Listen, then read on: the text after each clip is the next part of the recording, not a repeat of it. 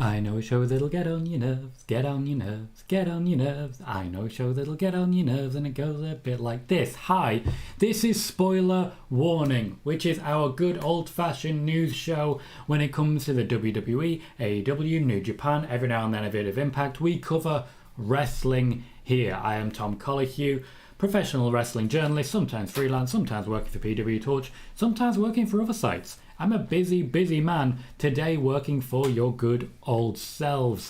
We are hosting Spoiler Warning today, which means I will be reading out the news and you will be asking me questions for me to do the best I can to answer. This is your show. This is a show that you run by basically feeding me things to talk about. And what a great system we've got here. What a fantastic system. Hello everyone, we are currently live on both Twitch and on YouTube. You can join me on either. It's twitch.tv/Tom Colohue, and in fact it is youtube.com/C/Tom Colohue. If there's a Tom Colohue, chances are it's me, and you'll know this because I've been doing quite a lot on TikTok recently, where chances are it's also me, but more on that story later.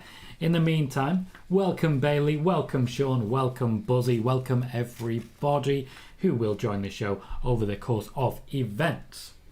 We are talking wrestling today, and let me jump in to our headlines right now to tell you what exactly we are going to be talking about. So, today's headlines, once I scroll up, because I apparently left it at the bottom because I'm not very good. There is an update on Jeff Hardy's release. We're going to be talking about, and I quote, "Big time Bayley. 205 Live no longer making weight. Drew McIntyre has been left isolated by SmackDown plans." We're going to talk about WrestleMania and the current plan for the card. And Sasha Banks has been told a little bit more about what her future with the company is going to look like. So yes, when the title says 4 horsewomen phasing out, that is exactly what I mean. Welcome Wolf Gamer. Glad to see you. Welcome KJ saying let's go. What's up Tom? Eleanor is here. Welcome Eleanor. And Sean says hello Tom, how are you? I'm very, very well, thank you. I went to see Rocky Horror Picture Show live for the first time yesterday. Got myself a nice new t-shirt which just says don't dream it, be it.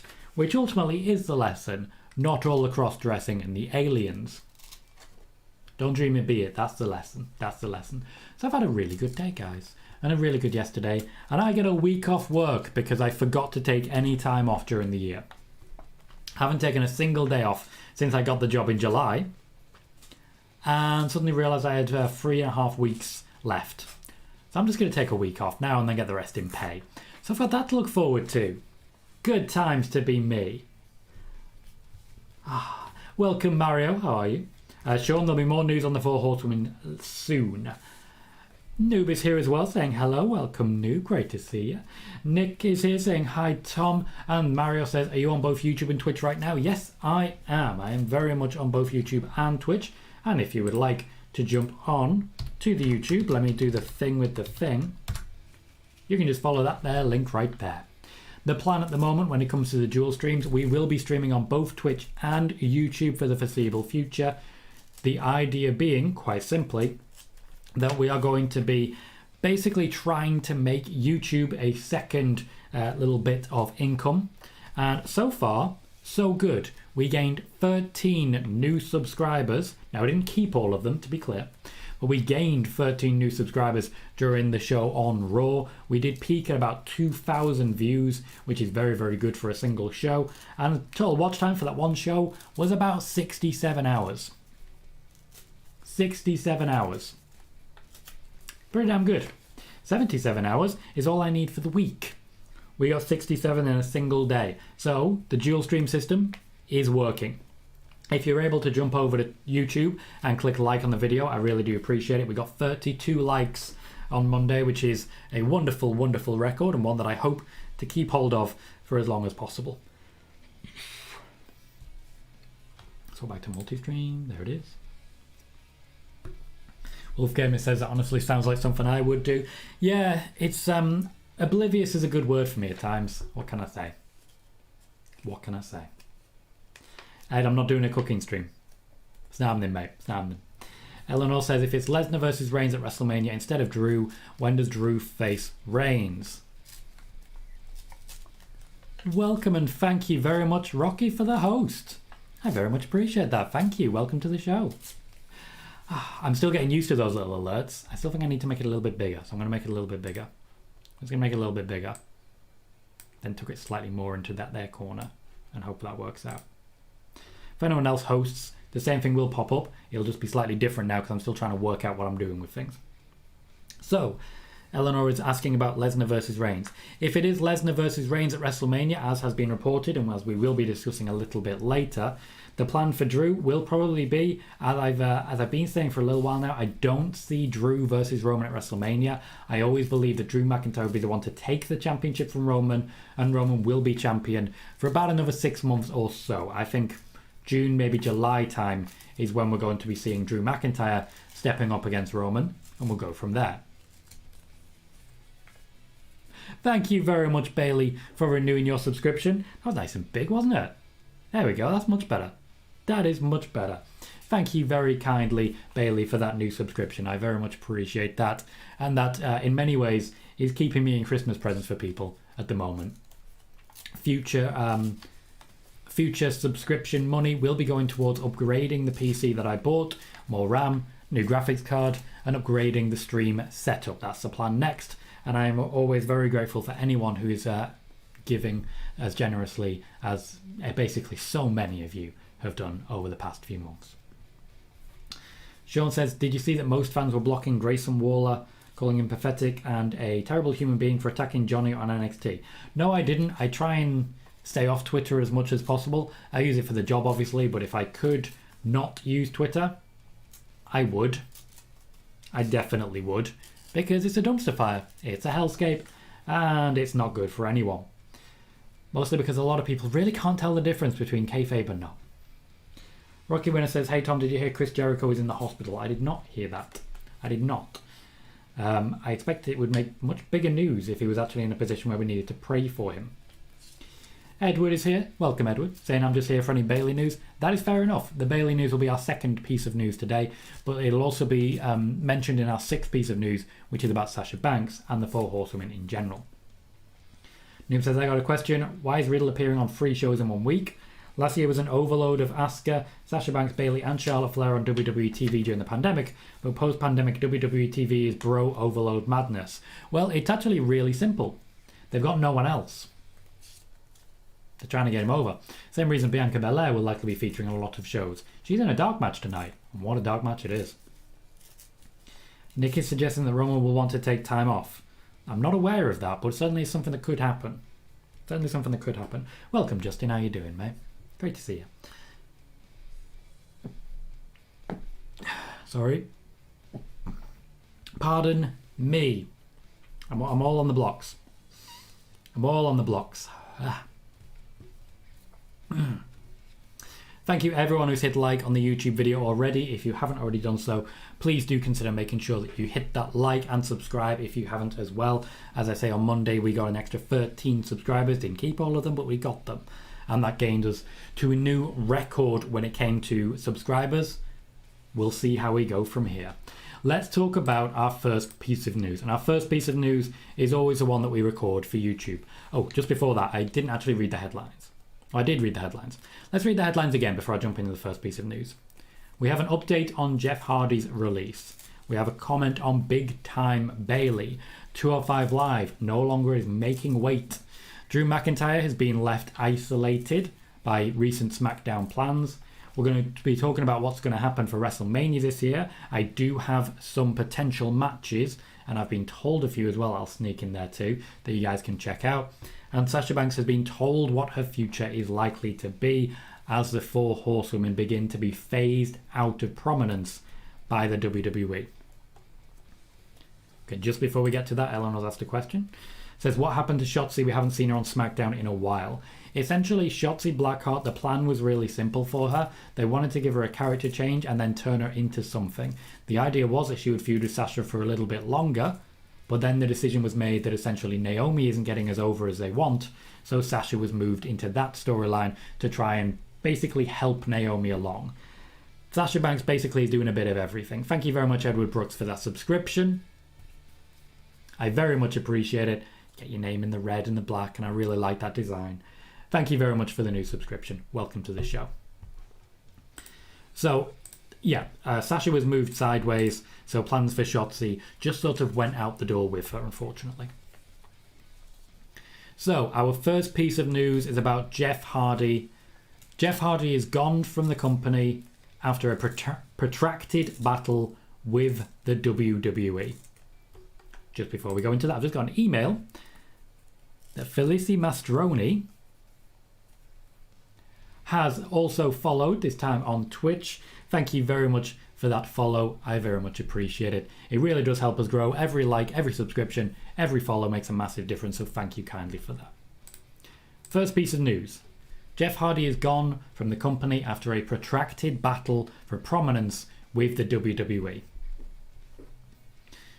Jeff Hardy's release might have seemed out of the blue, but if you're a regular here on the Tom Colohue channels, you'll know that this was anything but. Hardy has been in the midst of a long and arduous battle with the WWE for years, since even before his brother Matt Hardy left. This wasn't so much a battle to get out, but more a battle to be used. He wanted to make the most of his WWE career, but they didn't want to make the most of him. A battle to face off with big names and be involved in big stories. Unfortunately for Jeff, the WWE simply did not trust him without Matt being there as well. Let's talk about what actually happened here. Firstly, hi everyone, I'm Tom Colohue and I break wrestling news, such as exclusively reporting that The Rock would be working with Becky Lynch at the SmackDown debut on Fox, that Bianca Belair would be winning this year's Royal Rumble 3 months before it happened, and when Sasha Banks, Sonya Deville and Becky Lynch were going to return to the WWE when it comes to in-ring action. Today I'm going to go in depth talking about Jeff Hardy. Stay tuned for exclusive news not available anywhere else, delivered without clickbait or the all too common wave of hatred, judgment and attack. Hit subscribe and like the video for more content like this. So, during his time in the WWE, Jeff Hardy was repeatedly referred to backstage as, and I quote, a risk, both by members of the locker room and by members of the WWE production team. This actually became less and less prominent as the months have gone on, but it was most often heard when he first signed a new contract alongside Matt. In signing Jeff Hardy, the intention of WWE wasn't so much to bring in a former world champion who always gets a massive reaction from the crowd. It was more to silence the creative spark of Matt Hardy that had lit the kindling in their competition. They wanted both of them, and they wanted no one else to have them. Jeff Hardy, however, had plans and intentions. The return of his No More Words theme was paramount and was part of long, protracted negotiations in order to make it happen. He also wanted the introduction of several of his characters, most notably Willow, and the WWE did promise both of these things and find a sneaky way out of the second one. Chances against top names such as, at the time, The Fiend and of course Roman Reigns were also something he wanted. And not much of it happened in that regard because, to put it simply, the WWE never had faith in Jeff Hardy. Be aware that I'm going to be very careful with a lot of what I say here, just so everyone's fully aware. Instead, Hardy was forced to use recycled material about throwing piss on people.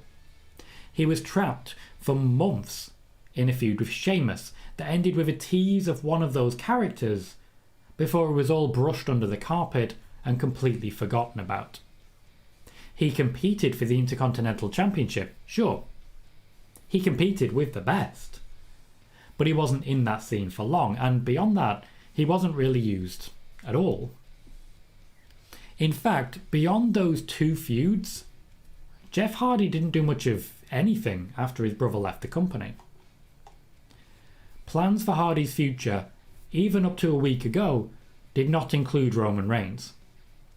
In fact, they didn't include championship matches at all.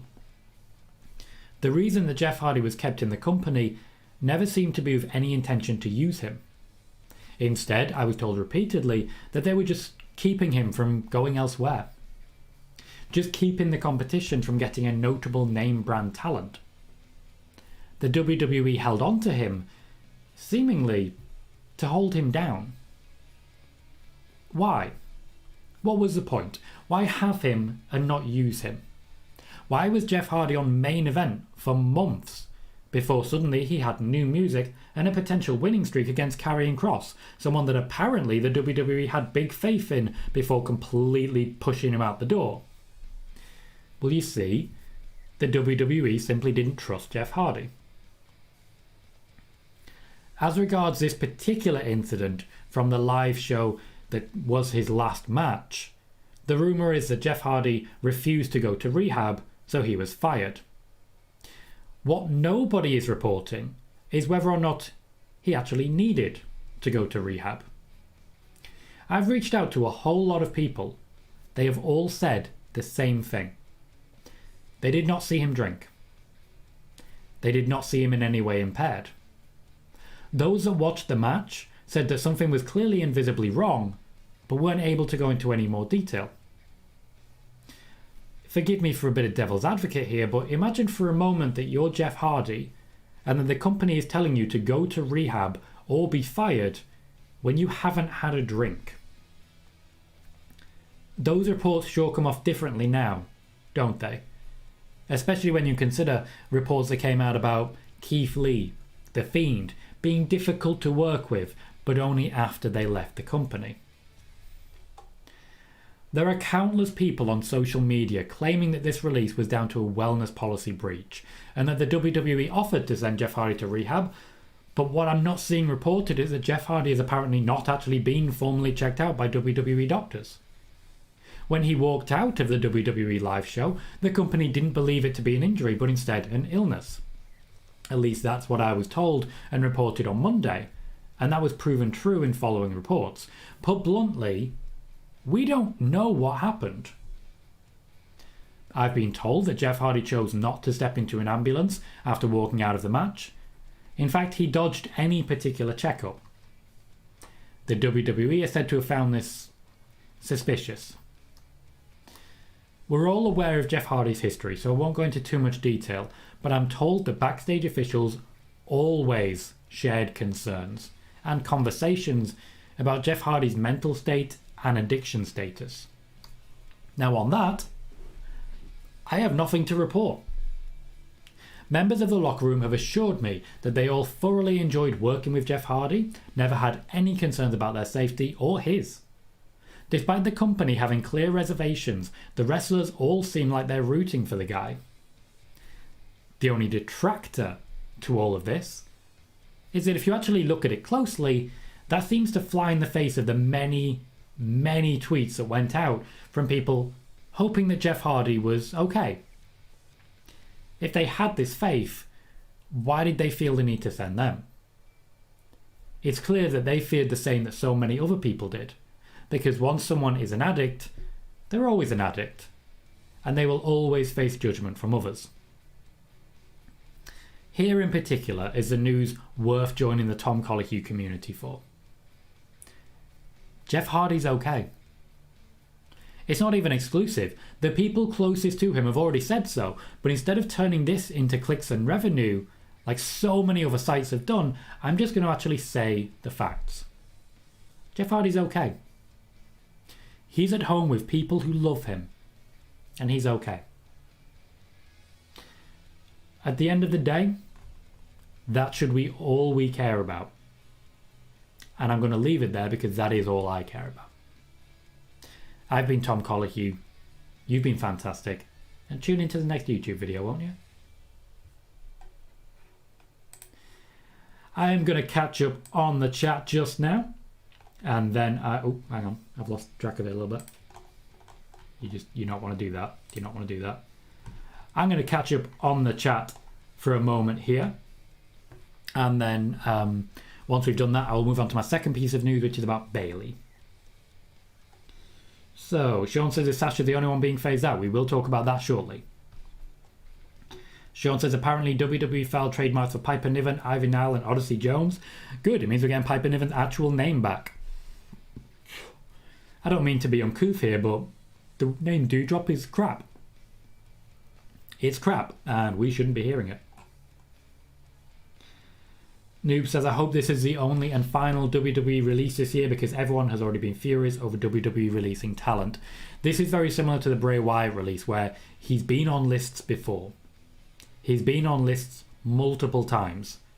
He's on a very high wage, or he was, and they've decided to cut their losses with it. Moxie says, hi, head of the Cherry Coke. I wonder why you say that.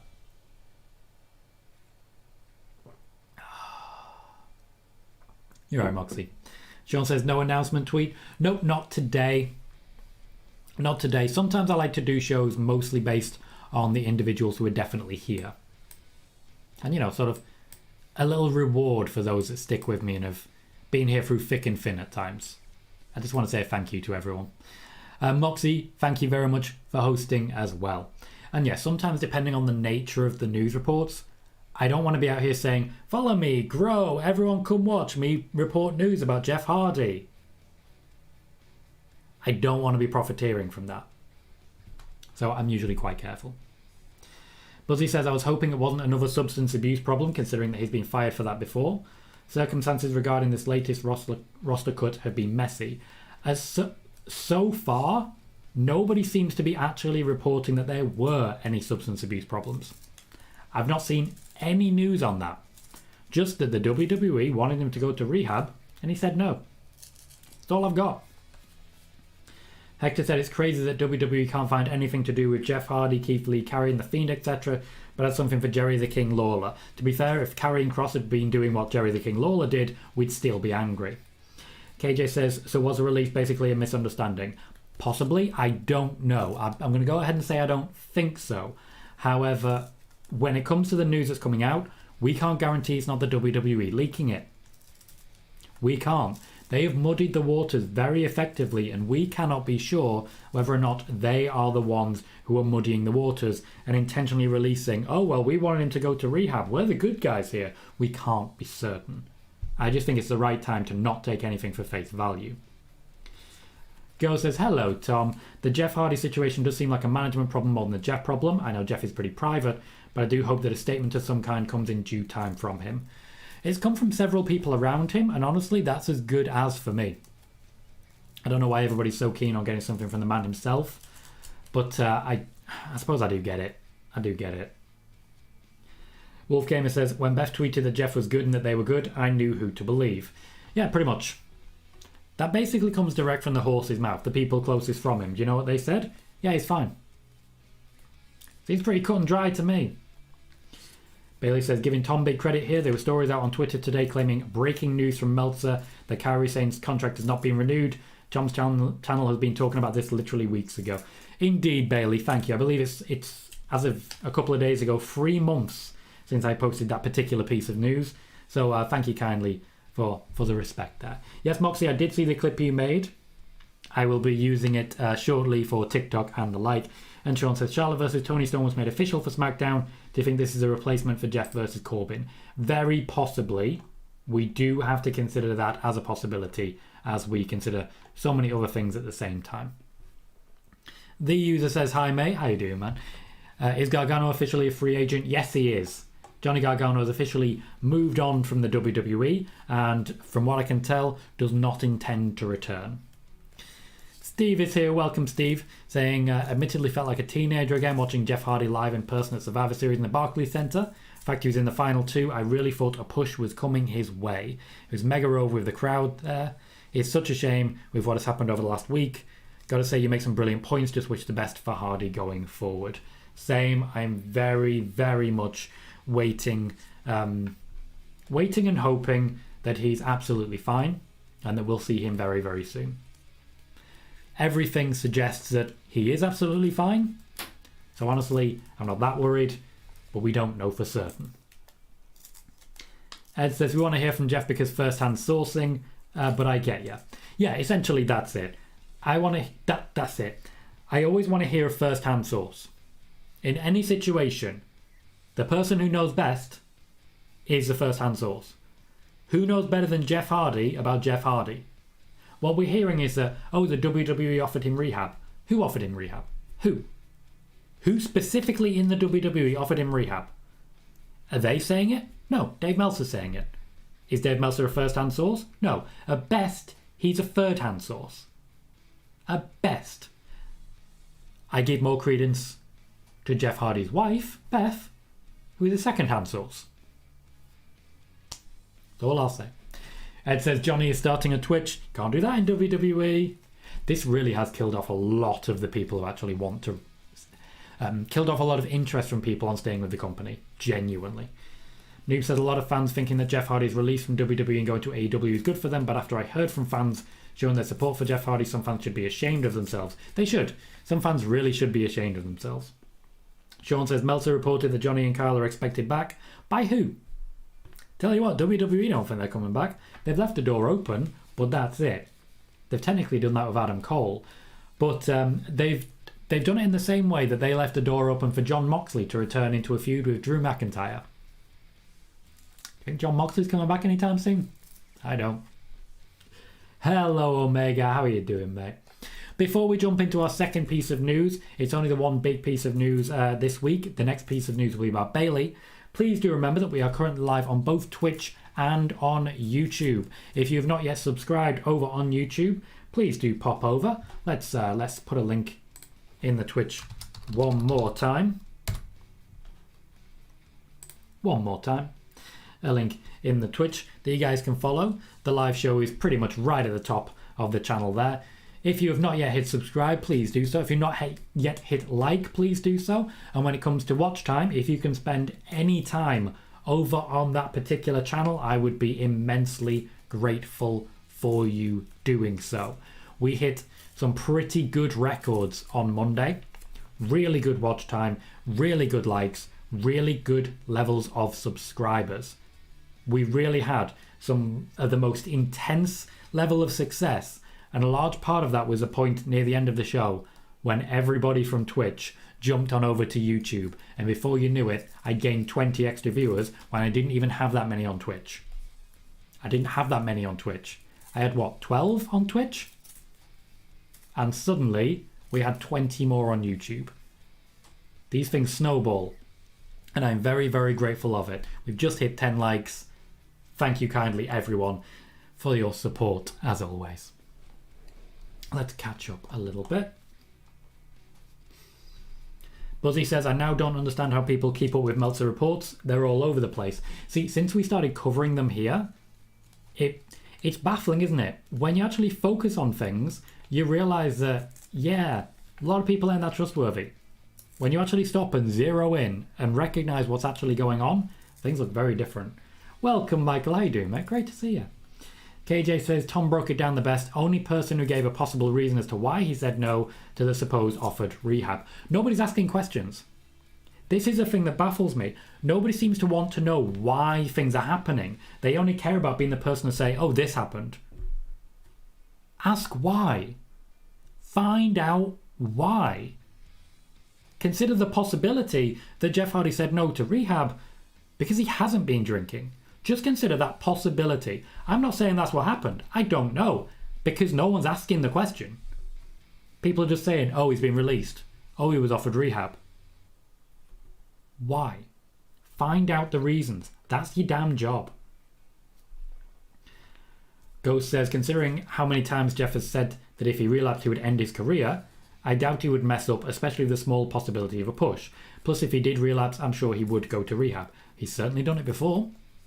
He had no problem going to rehab when he felt the need to, so why did he say no this time? There's a person there. There's a person with thoughts and feelings, and we need to consider them instead of doing what we always do, what we just absolutely always do, and just throwing out, oh, this happened, this happened, this happened, oh, AEW, oh, he's a dick. We can't be so selective. We have to consider the fact that this is a human being, and we need to respect him. It's not, or it shouldn't be hard, to respect someone. Just get over your damn self. Ugh. Right. Sorry, soapbox.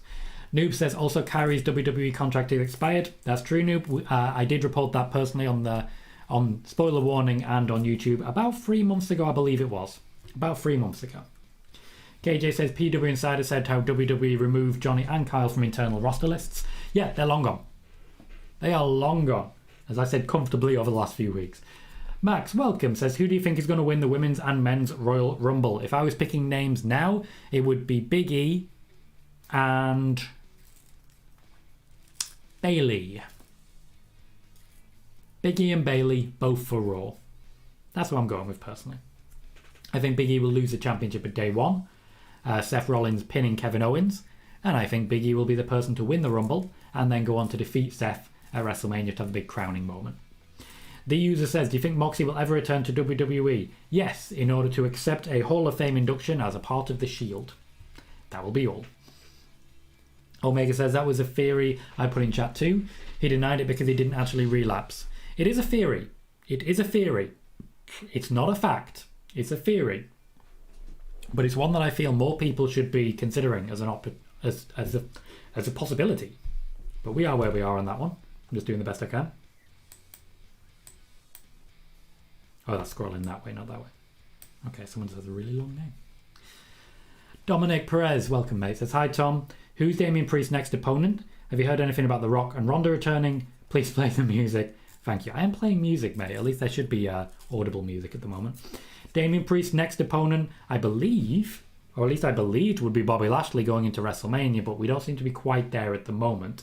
When it comes to what's next for Damien Priest, there's a few good options that should be stepping up on Raw in the coming weeks. My expectation is that we'll see a couple of people returning to that spot. What he needs right now is a bruiser, but when it comes to the Royal Rumble, he'll be in the Rumble. He's unlikely to have a match at day one, so they are reassessing at the moment until the Royal Rumble comes around. So right now, honestly, I'm not sure, but I expect we're going to get quite a few more open challenges, and I think Finn Balor is going to step up sooner rather than later. As regards Ronda Rousey and The Rock, last I heard on Ronda Rousey, doesn't really want to come back right now. Kind of get it. Last I heard on The Rock, he's not currently booked to wrestle at WrestleMania. Eleanor says, how quickly do you see Kyle O'Reilly going to AEW, if at all? I think he won't necessarily be able to travel too much just yet. So I think he'll be turning up in AEW very, very quickly. But I don't think he'll be making much of a home there for a little while yet. The King of Claymore says, do you think if Brock did not beat Roman for the belt, Drew will? Yes, that's exactly what I think will happen.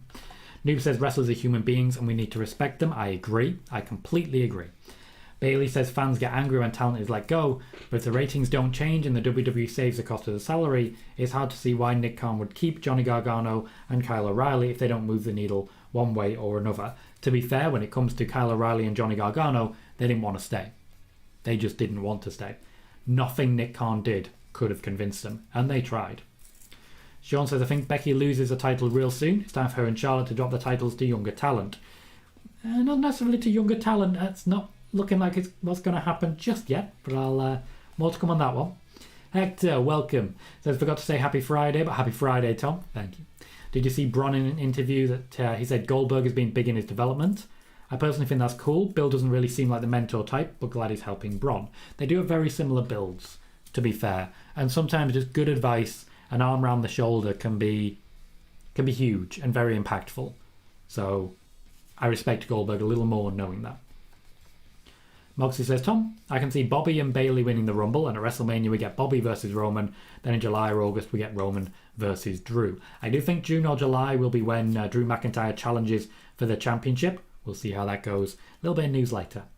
And Noob says he might appear at Winter is Coming at AEW. This regards Kyle O'Reilly. Yes, quite possibly. I think there's going to be an Undisputed Era reunion in AEW very soon, but I don't think Red Dragon will make that their permanent home. I think there's a tour coming for them. You guys keep me very busy. Drink.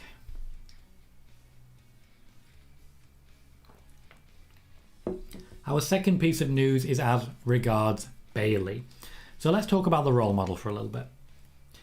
Bayley's return isn't imminent, but that doesn't mean that people aren't getting very, very excited, including yours truly. Nobody has been tracking Bayley's return more intently than myself. Why?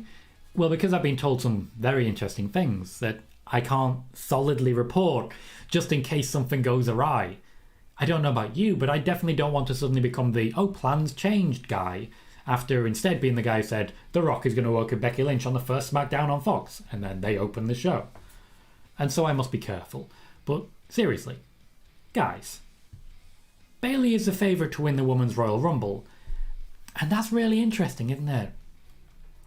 Bayley's return to full fitness is coming on swimmingly, with the WWE thrilled with her progress and very excited to get her back into the planning. What I've been told recently is that the company has big plans for Bayley, and that even though it won't necessarily be the same as Becky Lynch, we should expect some element of big time Bayley heading our way. Now, I won't lie to you, I'm there for it. Bayley is clearly going to be making a huge impact upon her return, whenever that may be. The WWE are at the moment scripting the future of the women's division and essentially deciding which of the 4 horsewomen will be future championship holders and which will slowly be pushed into the background in the Randy Orton and John Cena style in favour of new up-and-coming talent such as Bianca Belair and Liv Morgan. The focus is expected to be on Becky Lynch and, to a slightly lesser degree, Sasha Banks, more on that later, with Charlotte beginning to fade into a more Miz-style Queenmaker role as her career continues. For Banks, there's a further update coming later, but the one name missing from those names mentioned, Bayley. She's owed a big moment. You may suggest a big time moment for Bayley at an upcoming WrestleMania. But let's just say that isn't me saying it.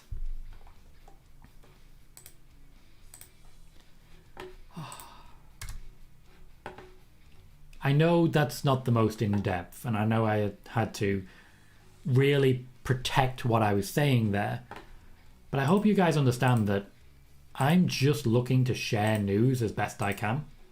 That's all I really want to do, is just share news as factually as possible.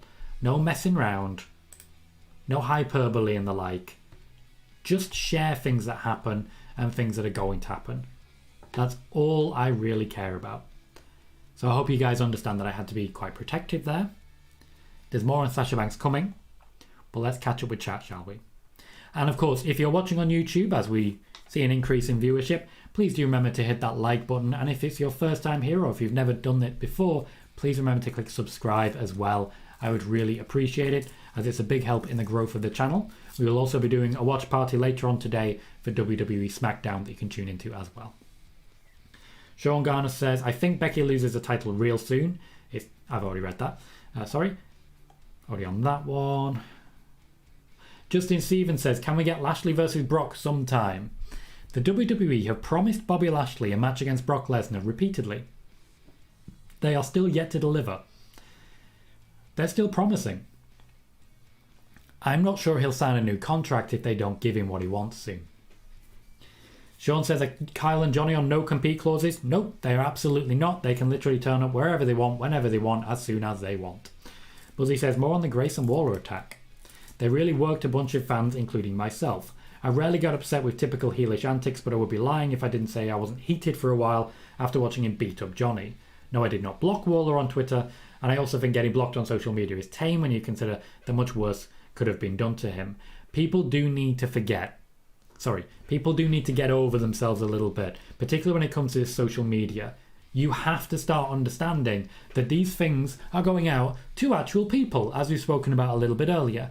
These are human beings. Stop being dicks to them. How is this difficult to understand? Is it so hard to just not be a dick? Apparently it is. Imagine that world. Base Guy Tim, welcome. Says Bobby Lashley and RK Bro are probably my fave parts of WWE at the moment. Adam Pearce also does a really good job of playing the manager. The two GMs have been very, very good, and I'm very glad they were introduced when and how they were. King of Claymore says maybe Lashley will cost Brock his match versus Roman at day one to start. No, that won't happen. That won't be happening. Michael says Bayley. That is all. Correct. Buzzy says, yeah, they worked people pretty good even though Waller did nothing new. It's not a surprise, is it? Sometimes good old-fashioned heel antics is all you really need. Base Guy Tim says, do you have a link to the recent picture of Hulk Hogan with a walking cane? No, that would mean that I have to look at Hulk Hogan. I just have no interest in ever doing that. KJ says, confused as they want to move Banks to the side as she's the youngest and most popular. More on that soon, KJ. King Claymore says, I've already read that. You've already said that. KJ says, Bayley deserves a big moment due to carrying in the COVID era. She really did. Michael says, Bianca is pretty much at the 4 horsewomen level now. Yes, and in order to get to that level, she had to sort of push a few of them out of the way. She won't be the only one. Brock, welcome back. So that's what I read. Yeah, there'll be more on that shortly, Brock. Sean says, Wrestling World CC tweeted 2 hours ago that Sasha is the 3rd most tweeted about female athlete in 2021. That's part of the reasons she may not be that focused on. Justin Stevens says, if some of the 4 horsewomen are getting phased out, then Paul Bliss and Asuka have no chance. Or do they have more chance? Sean says, who wins tonight, Naomi or Sonya? I will save that until the SmackDown preview, which I'll do shortly, but I definitely do have an opinion on it. And Moxie says, why doesn't Brock want Bobby? Because he's worried he's going to be booked to lose. He was offered Bobby at SummerSlam. He turned him down. Chose instead to work with Roman. Even though he seems happy to lose to Roman, not happy to lose to Bobby. The main reason being that it sort of damages his credibility with the UFC. Yes, Moxie, I believe he would and should lose in that environment. So, news still to come. We're going to talk about 205 Live no longer making weight. We're going to talk about Drew McIntyre being left isolated by SmackDown planning. We're going to talk about the mock cards so far for WrestleMania and WrestleMania plans as they stand. And then we're going to talk about Sasha Banks being told what her future has in store with the WWE. Firstly, let's jump into 205 Live. Well, it's no surprise, but 205 Live is reportedly going to be shelved or at least changed indefinitely. This report is coming from the Wrestling Observer. Several days after I specifically reported the same on Spoiler Warning, back on Monday, and several weeks after I reported that 205 Live and the Cruiserweight division would be massively impacted by the move from NXT to NXT 2.0 to a point of being changed to an overflow show. Remember when I reported this? Because I do, and it's all still online to watch. 205 Live is no longer fit for purpose. The simple reason for this is because the WWE is no longer fit for purpose when it comes to cruiserweights. Smaller guys are not just on their way out the door, they are already almost entirely out of the door. Of the smaller members of the roster, outside of the 24/7 division, you basically only have Rey Mysterio, Ricochet, and maybe Mustafa Ali. That's about it. And all 3 of them have reasons to be unsure of their position. Rey Mysterio, as we know, is considering retiring and leaving the Mysterio name in the hands of his son Dominic. Ricochet is barely pushed and barely featured and kind of barely remembered, and Mustafa Ali is essentially used repeatedly to elevate others without ever being elevated himself. Would anybody actually want to stay knowing how little is on offer? I'm sure there are more names that I've forgotten, but this really is endemic of the changing world in the WWE. There's a reason that names such as Adam Cole and Johnny Gargano are heading out of the company. There's nothing left for them in the WWE.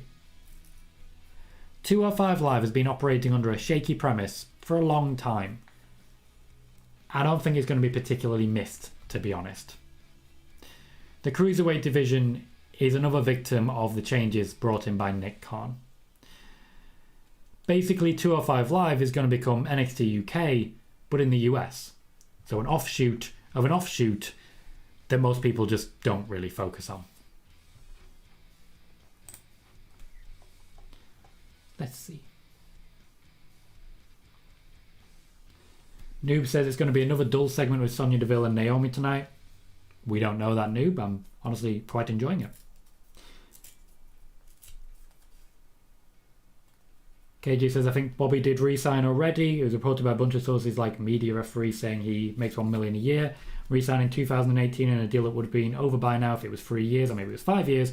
Or is it possible Bobby just signed a 5-year, $1 million deal in 2018? Well, if it was 3 years, it'd be up by now. If it was 5 years, it'd be nearly up. If it was 4 years, it'd be coming up. And they'd be negotiating a new contract as we speak, which is what I was referring to. Noob says, I'm surprised 205 Live has lasted this long.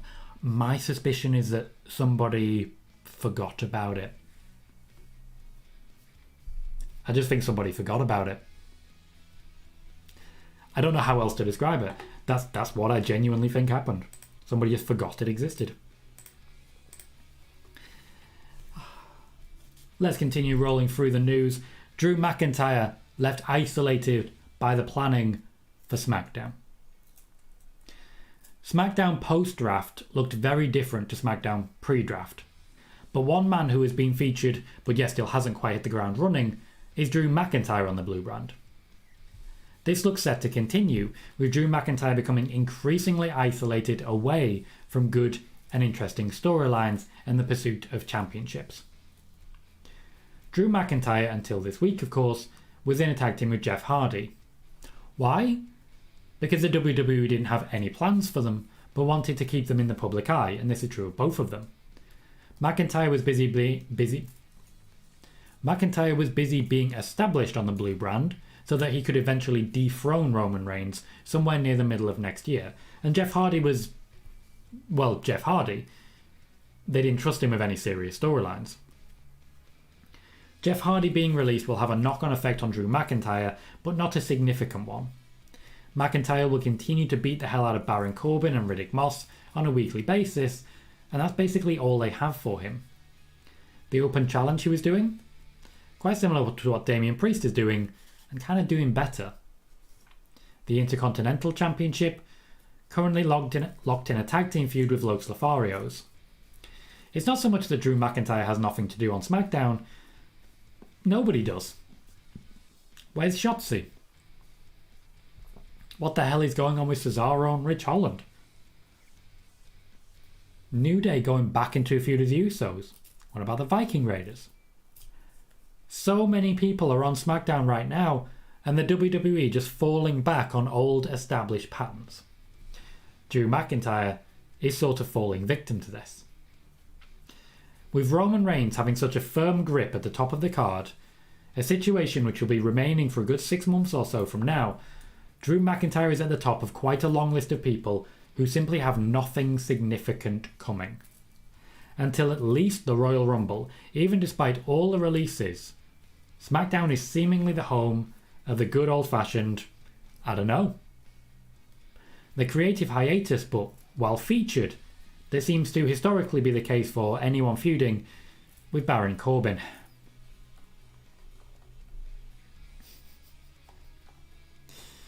I had to have a little dig in there. Justin says Sonya is going to make Naomi the #1 entrant at the Rumble. That's Justin's prediction. I like it. I think it's quite likely. And honestly, I think Naomi's a potential winner.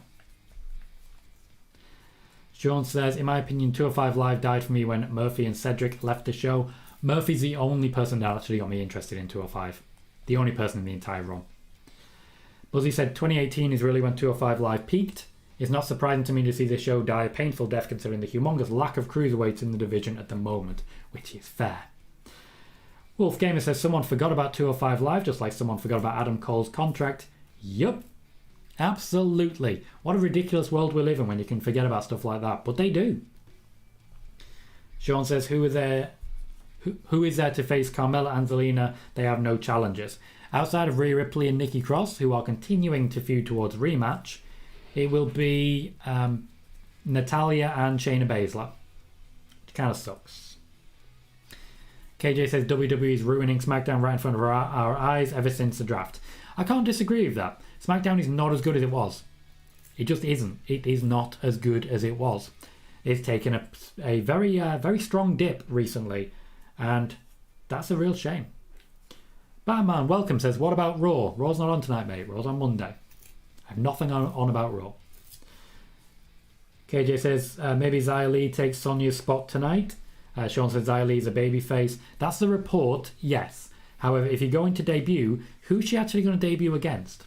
I can only assume she's going to beat up Shotzi. Get Shotzi back on TV, but surely not Xia Li's going to win on her debut. But who knows with that one. I'm about to go into the news on Sasha Banks. If this is your first time here, or if you're a regular on YouTube but have not yet done so, please consider hitting that subscribe button and the bell as well to make sure you get notifications every time I go live and every time I upload a new video. In the meantime, also remember to hit that thumbs up. Every thumbs up makes a massive difference to the show and can really help us grow. Sasha Banks has been told her future by the WWE, and it may make for awkward hearing from fans.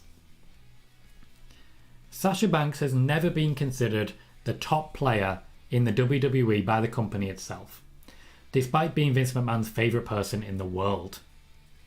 Thankfully, this is someone about which the fan base entirely disagrees. For a large subsection of WWE fans, Sasha Banks is the top player and always has been. She is the boss. She is the standard. She is a blueprint, etc. Can Sasha Banks live up to that hype? Yeah, absolutely. And does on a regular basis. Unfortunately, as mentioned earlier, the WWE are currently looking at phasing the four horsewomen out of the level of prominence that they have had over the last 6 years or so to make room for developing talent. The WWE are looking for a change at the top, and after seeing the wonderful job that Sasha Banks did to put Bianca Belair over, she's being considered as one of those to give a couple of big feuds to before the last hurrah. She's expected to be lining up against Charlotte Flair shortly in what will be 2022, the final year of dominance for the four horsewomen of the WWE. One last title reign for Sasha, which will probably be quite long, will lead into what is expected to be many years putting over developing talent such as Dakota Kai, Sarray, and of course Liv Morgan. All good matches, sure. But this isn't just because the WWE want the change. Sasha Banks herself clearly has bigger aspirations, and the WWE are expecting her to start reaching after those in the years to come. Phasing her out is in respect of this as well, and of course is mostly based around the entirety of the four horsewomen so that the audience don't get too fatigued. Basically what I'm saying is, enjoy Sasha Banks while she's on our screens in the WWE, because she might not be around in the WWE all that much longer. At the same time, if you watch things other than the WWE, she might be about to become one of those that just plain explode. So keep your eyes peeled, because the WWE are expecting it just as much as we are. See, the news wasn't so bad, was it? That wasn't so bad. Everyone's worried. It's not so bad. Sean believes they're going to give Xia Li a local talent or use a woman from NXT. Would be the worst idea. KJ is saying she'll beat Shotzi Aaliyah on Natalya maybe. Natalya's a good shout. Makes sense because everyone works with Natalya on the way up. Natalya's sort of the trainer, as it were, at this point. Batman says people are saying Raw is better than SmackDown. Kind of. Sean says, I thought you were going to talk about all the four horsewomen, including Becky. I did earlier when I discussed Bayley. I specifically mentioned about Becky, Charlotte, and Bayley when I was talking about Bayley a little bit earlier. I just had a specific thing to talk about when it comes to Sasha Banks. Michael says, if Sasha gets one long title reign, I'll be happy. She's gotten the last of the four? Do you mean the least of the four? The least, yes. Makes sense. Bayley says 2023 WrestleMania in Hollywood would be a great time to move Sasha into movies with periodic returns to spike ratings. That's not up to the WWE. It's not up to the WWE. KJ says Sasha Banks is a star and she's the biggest name, also is iffy when she loses, but if they lose her to Hollywood, that makes sense. That's the concern when it comes to Sasha. The hope is that she will transcend and then return, but the WWE can't guarantee that. Noob says, well, I hope that the four horsewomen will move on to bigger things. There are no bigger things in the WWE. So it needs to be not the WWE. Hector says, did you see Sasha and Natty shouting out Tony on Twitter? Tony's so good, so I'm glad to see her finally getting some praise. It's Tony time. I'm waiting to see more from Tony. Like, I've seen her live on a number of occasions locally. She's a very good wrestler. I have no idea what her character is. No idea. Not established on the main roster at all. They've given us nothing to go on. WWE need to make me care. The final piece of news to cover is as regards WrestleMania. I want to talk about the mock cards so far and a little bit of news that I'm reporting. WrestleMania is just under 6 months away, but the Royal Rumble's just over 1, so we kind of have to start talking about it now. Early plans largely involve the breakup of tag teams and, as mentioned during Monday's spoiler warning, main events for both Becky Lynch and Roman Reigns.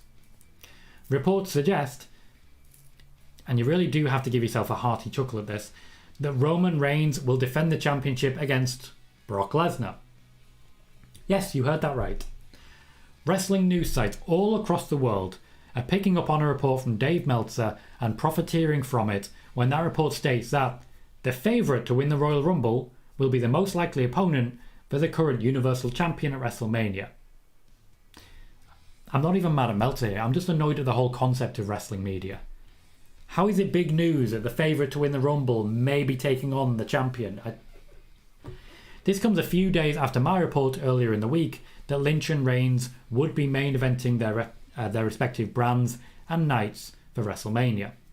We've already discussed Reigns versus Lesnar and indeed Lynch versus Bayley, but I'm just going to read out the rough card as it's shaping up right now, based on what I'm seeing from current storylines and news from the back in WWE. A few of the matches that are being suggested at the moment. Rey versus Dominic Mysterio. Possibly Rey Mysterio's last match. Charlotte Flair versus Sasha Banks.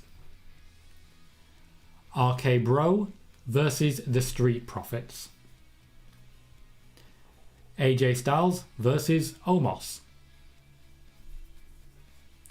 The Usos versus the Viking Raiders. Drew McIntyre versus Ridge Holland. Big E versus Seth Rollins. Bobby Lashley versus Damien Priest. Becky Lynch versus Bayley. And Roman Reigns versus Brock Lesnar. I will admit to being very interested to see what we think of that card so far. Michael says Tony needs to have one of those video packages that Liv did. Very much could be possible tonight. Very much could be possible. Noob says that's the one thing, that's the lack of character in Toni Storm. They've just not established her yet. Just not established her at all. Michael says if they want the young talent to get over, then maybe they should start to promote them. Yeah, and in order to do that, they have to stop promoting other people. They can't be featuring the Four Horsewomen all of the time as champions and not giving it to other people to develop. KJ says Brock shouldn't win the Rumble and Banks should beat Charlotte. KJ will also believe that card is doo-doo. Bayley says the Four Horsewomen is 4 different issues. Sasha is on a rocket, but what does WWE do with Charlotte and Becky over the next 2 years? They won't drive them out of WWE. They're too big to be secondary. Firstly, next year will still be the year of the Four Horsewomen. It'll just be the last year of the Four Horsewomen. Charlotte, as I mentioned earlier, could move into a Miz-style Queenmaker role. And Becky Lynch, by the sounds of it, ain't going nowhere.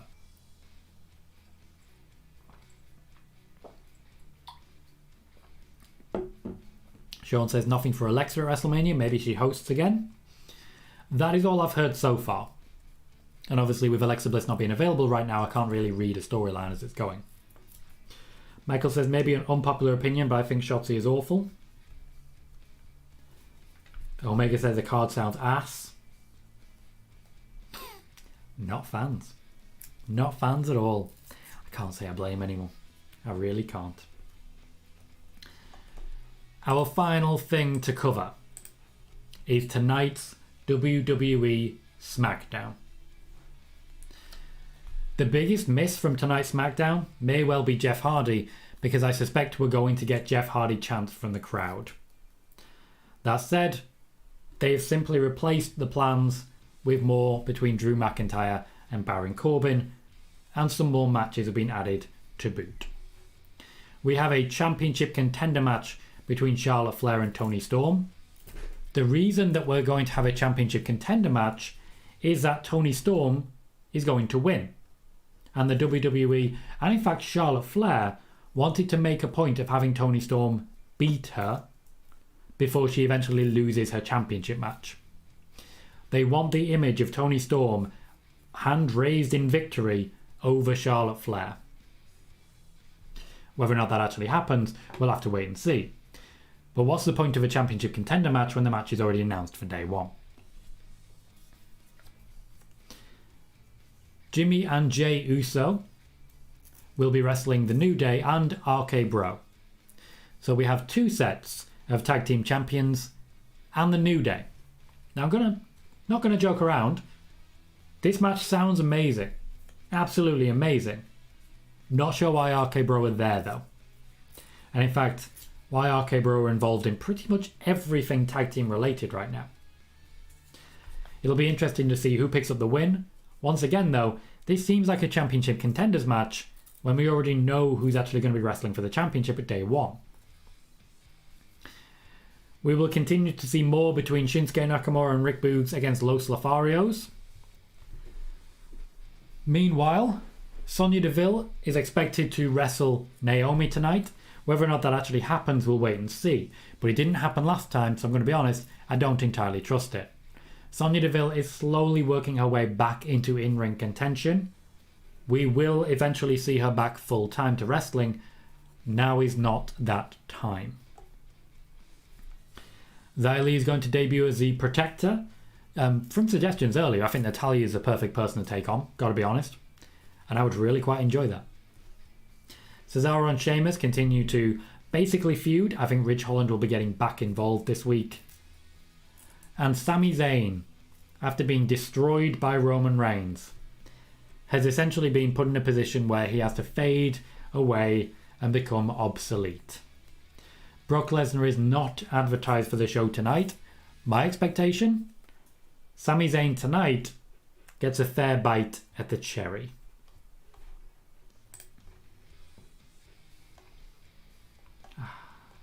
Noob says, nothing for Asuka. Again, we don't know.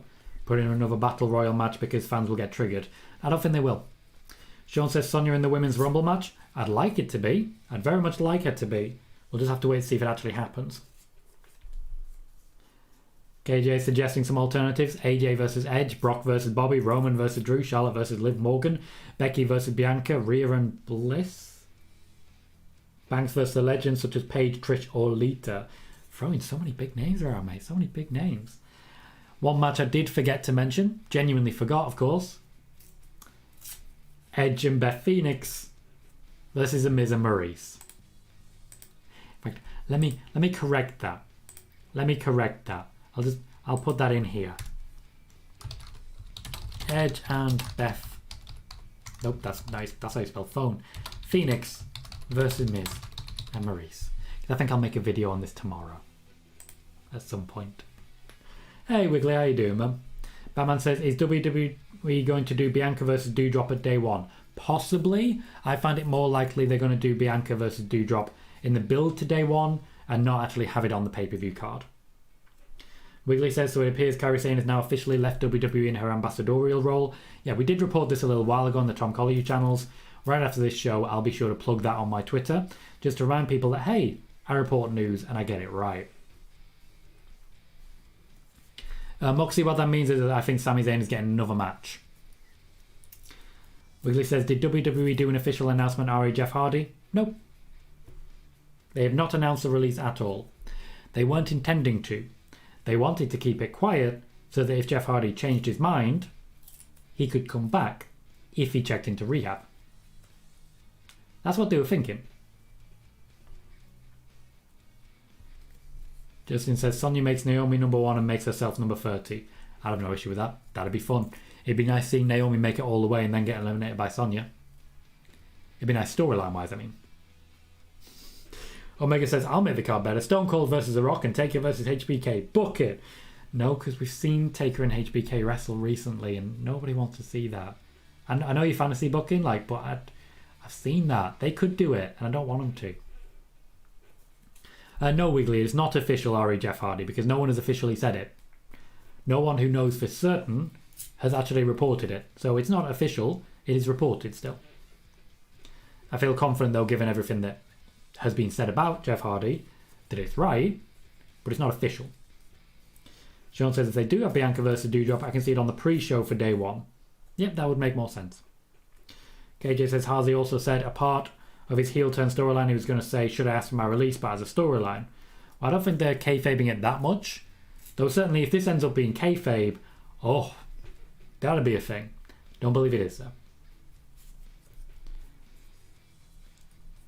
No, Wiggly, they wouldn't have to make a public statement for their stake, their shareholders. They could just announce on Twitter, as they always do, yeah, this person was released. They've not made a statement for every single one of their shareholders every single time they release someone. It's not a thing they do. But they do have forums where the shareholders can ask some questions, of course.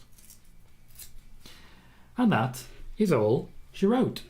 That has been your spoiler warning. We are hosting a SmackDown watch party later tonight. Please remember to check in for that one. Starts just before SmackDown does, and I'll be making that go live on YouTube pretty much immediately after this. I hope to see you all then. In the meantime, I've been Tom Colohue. You've been fantastic, and I will see you very soon.